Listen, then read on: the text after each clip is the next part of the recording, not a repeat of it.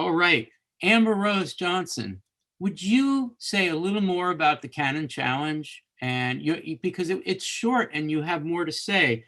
And while you're thinking of something to say, I'm going to say that the number to call is 610-616-3208, 610-616-3208. Amber Rose, you did such a nice job on that. Do you want to say more? Yeah, I mean, I think Mandana and I were having a really great conversation in my office hour about it yesterday. And this question of sort of the history of colonization, or how English has been used as a colonizing tool, is one that's always really present on my mind when we talk about language poets.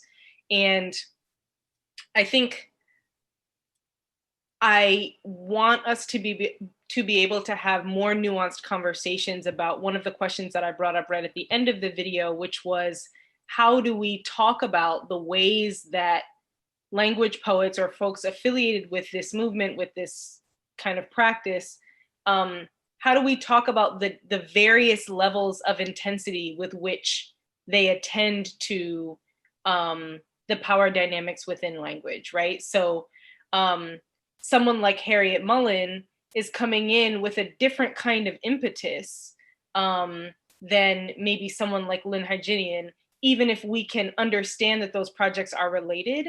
And right. I think we need to make a little more room to tease that out. And I mean, this for me also brings up the question of like being careful about not necessarily relying on like the biological or like the personal history of the poet, but recognizing that our social identities do allow us, necessarily allow us to relate to language differently. And we have to be able to have, like, consider that in our conversation of when we're talking about an entire group of poets. Yes, and that's exactly what Davy and Lily conceived of when they thought of the Canon Challenge videos. A little bit of a reminder that the categories are artificial, that they don't work, that we have to constantly wonder whether they make sense, whether they cover everybody.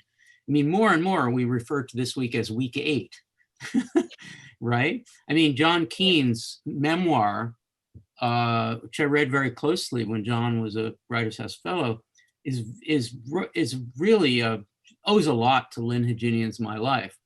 Counter narratives less so. But bringing John in, as we will do in a second, we're going to look at one of his pieces. Bringing John in week 8, it's kind of an arbitrary thing.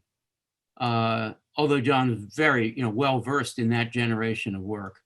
So we just have to really be skeptical of our own categories and not try to make giant generalizations.